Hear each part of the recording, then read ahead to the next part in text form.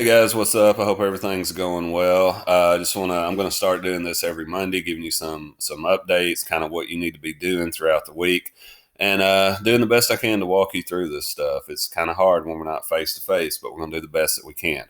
Um, if you go to the website to kind of start this out, you can see I've added 3 new buttons, and there will be this assignment linked on there after I get it done.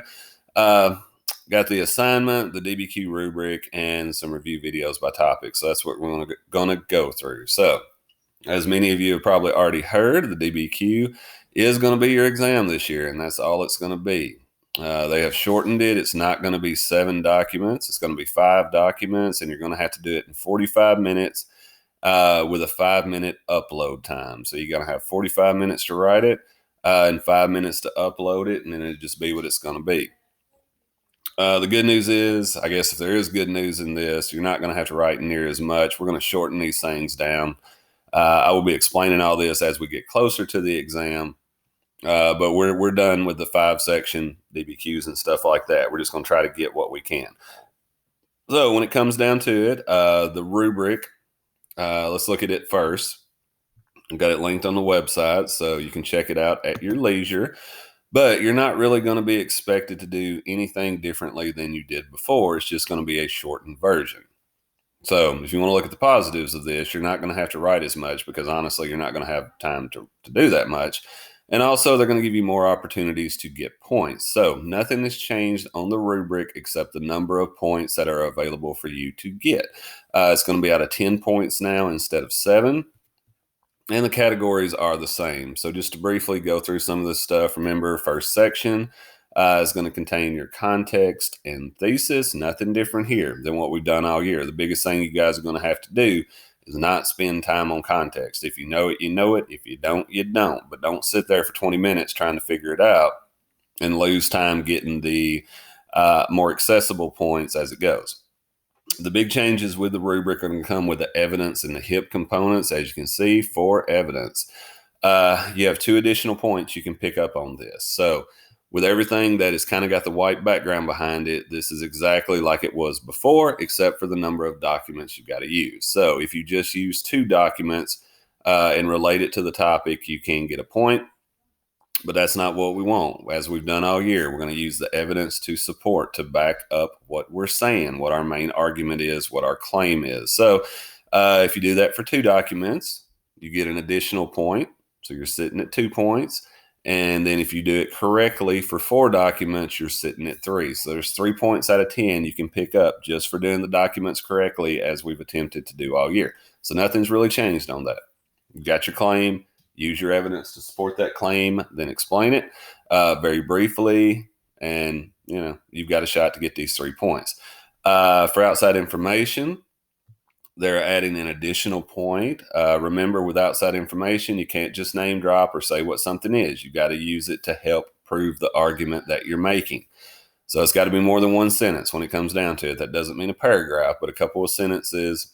One with what it is and one how it kind of backs up or proves what you're saying. So if you do this 1 time, you get 1 point. If you do it 2 times, you get an additional point. So if you think about this, this is half of the rubric right here, the outside information, or half the rubric points, outside information and using the document. So nothing different than what you've done all year. Just got to make sure you're doing it correctly. Then we get into the HIP components. You're only going to have to do 2. That's all it is to it. Okay, if you do it correctly for 1 document with a point of view, purpose, and or audience, remember you only have to do 1 of them. If you do this once for 1 document and you do it correctly, remember you've got to explain how it ties into what you're talking about. You just can't do it in 1 sentence by saying what the audience is or what the point of view is. You got to tie it back to your point. If you do it once, you get a point. If you do it twice for 2 documents, or if you do it for 2 documents, you can pick up 2 points in this category. And then you've got the unicorn point at the end, which is what it is. We're not going to worry about that. So that's the new rubric. Nothing has changed as far as what you do. It's just the number of documents and the number of points you can get. So when you take the exam, you should be familiar with this. You will have a copy. I will make sure you have one, and we'll go with it from there. So as far as what you guys need to be doing this week, I've got the instructions on there very briefly, but I'm going to go over them. Click on that. All right, so you got two things you're going to have to handle every week, and this is what we're going to do going forward, whether we're in school or not before the exam. There will be different things. We will build to writing the completed DBQ, but I don't want to just hit you with that right off the bat. We're kind of going back to the basics because we haven't done a lot in 3 weeks. So we're going to build to it. Don't worry about it. We'll be writing complete ones before you guys take the exam. You'll have plenty of practice time, but I'm not going to burn y'all out on writing DBQs the first week back.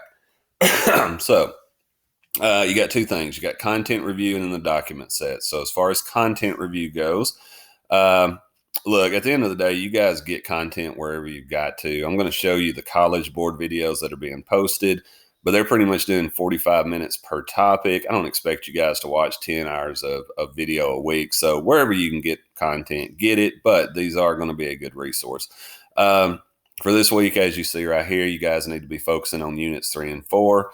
We're going to take a couple units per week and build, up until the exam. So, if there's something you need on the framework, if there's something you need to refresh yourself on, go ahead and do that because you are going to have to bring in some outside information. But do realize this is not the most important thing. The most important thing is going to be the document sets that we work on this week because the DBQ is your exam. So as it says, we're going to ease back into it. You're going to have 2 document sets this week. They are on AP Classroom. They'll be the top assignment or wherever your assignments normally are. We're not writing the DBQ. We're going back to basics. Claims for each one, evidence, and a thesis statement. Just make sure you label them and make it clear so I can look at them. Let's see. These are going to be due Friday at lunch at 12 p.m. And also I'll put a timer on it. You're going to have 2 hours to do the entire assignment. I'm going to scale the times down as we go to where we, like I said, we build up to doing a full one in 45 minutes or as much as we can do in 45 minutes and go from there. So clicking over to there real quick, and then I'll go to the content stuff, but just to look at the document sets real quick. It's going to take me a second because I've got to get to y'all. I just did the video for WAP.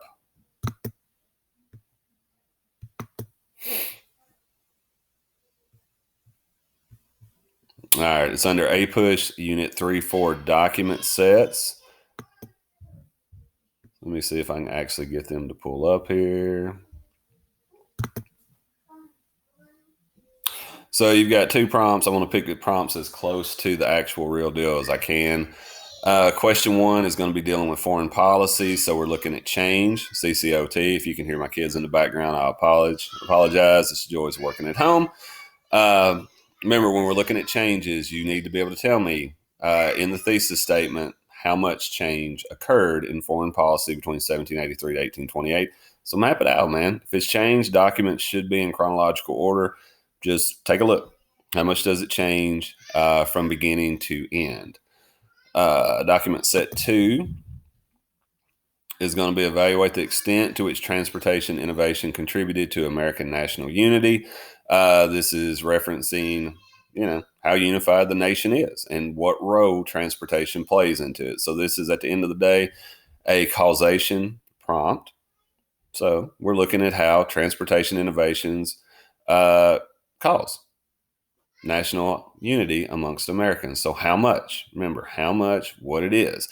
Do your best on them. Like I said, we're easing back into them and all that. So these will be due Friday at 12 and all that. As far as the content, the last thing here, let me go back to the website.